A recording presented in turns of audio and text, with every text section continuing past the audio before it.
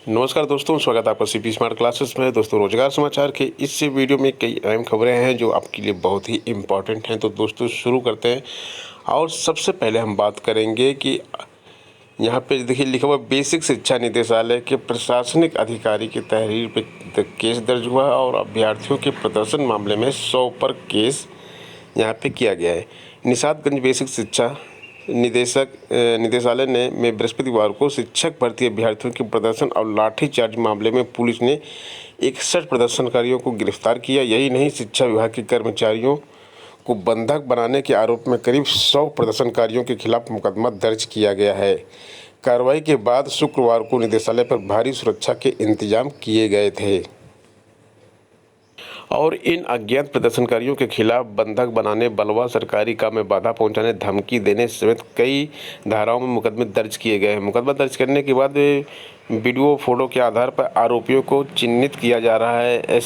ACP महानगर सैयद अब्बास के मुताबिक हंगामे व प्रदर्शन में शामिल 61 प्रदर्शनकारियों को निदेशालय से गिरफ्तार किया गया। इनके खिलाफ शांति भंग की कार्रवाई करते हुए जेल भेजा गया। बता दें कि ये अभ्यर्थी 69,000 शिक्षक भर्ती में 22,000 पद जोड़कर भर्ती की मांग को लेकर काफ़ी समय से प्रदर्शन कर रहे थे। सुनवाई न होने से नाराज ये अभ्यर्थी बृहस्पतिवार को निदेशालय में घुस गए और अधिकारियों कर्मचारियों को ऑफिस से निकलने नहीं दिया था। इस पर पुलिस ने लाठीचार्ज कर सभी को परिसर से निकाला था।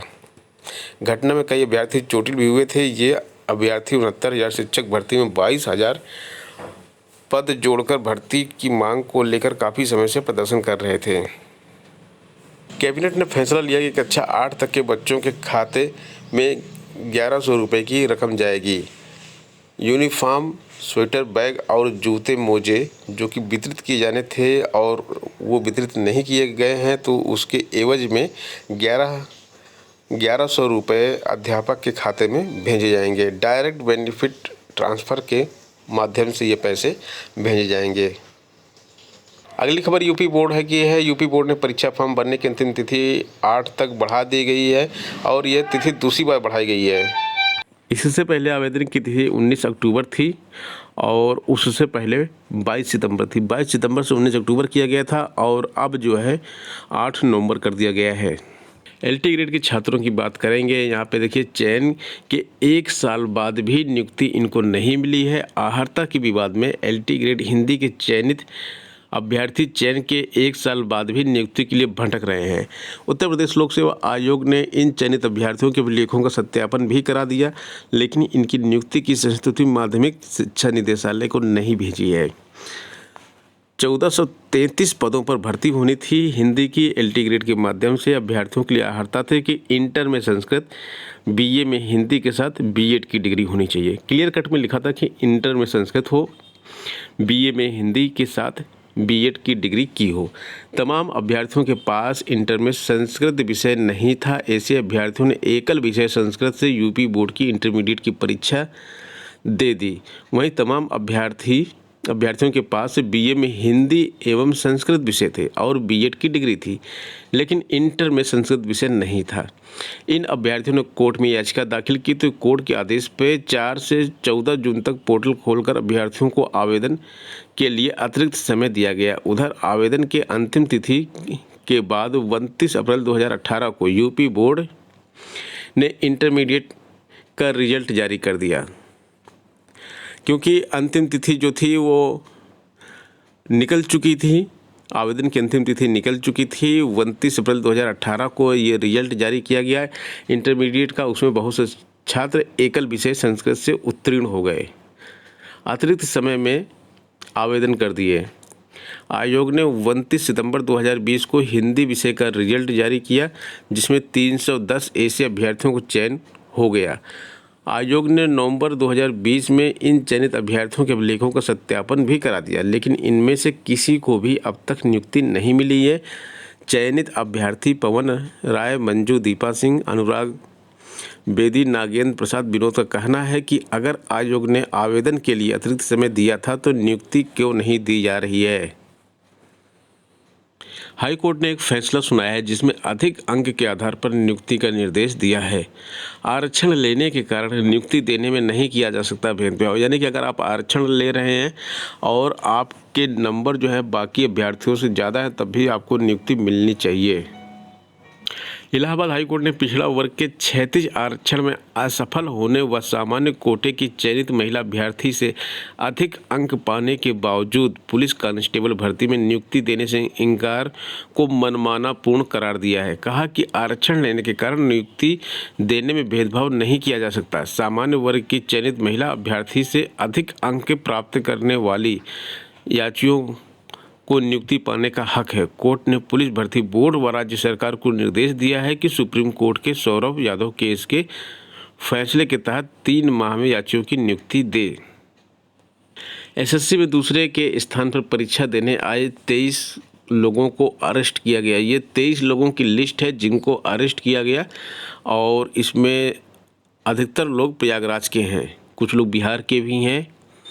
कर्मचारी चयन आयोग एसएससी की ओर से आयोजित मल्टीटास्किंग स्टाफ एमटीएस की परीक्षा में दूसरे के स्थान पर परीक्षा देने आए 23 युवकों को गिरफ्तार किया गया।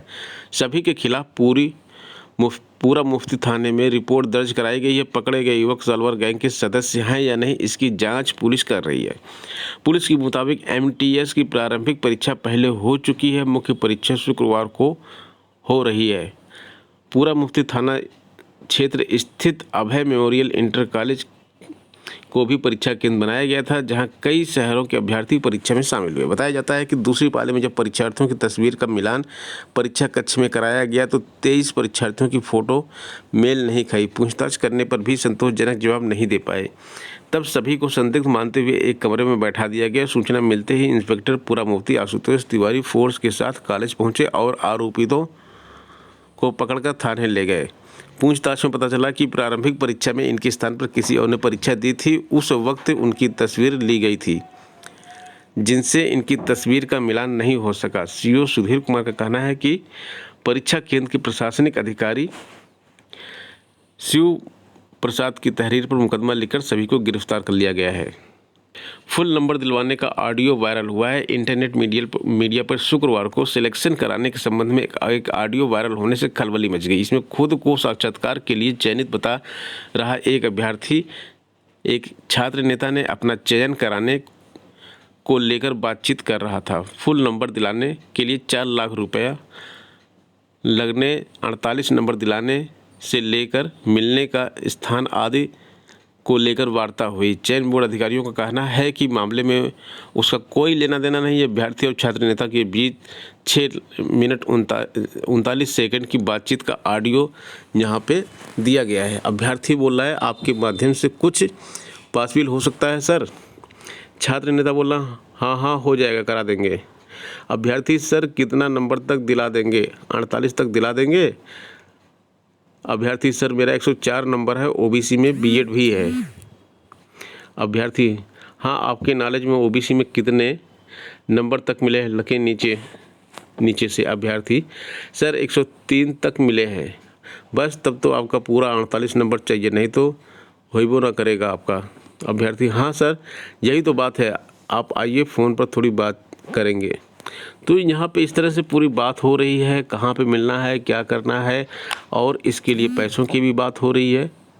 और पूरा यहाँ पे जो पैसा लिया जाएगा वो चयन बोर्ड को जाएगा और उसकी वजह से जो है फुल नंबर दिलाने की बात हो रही है।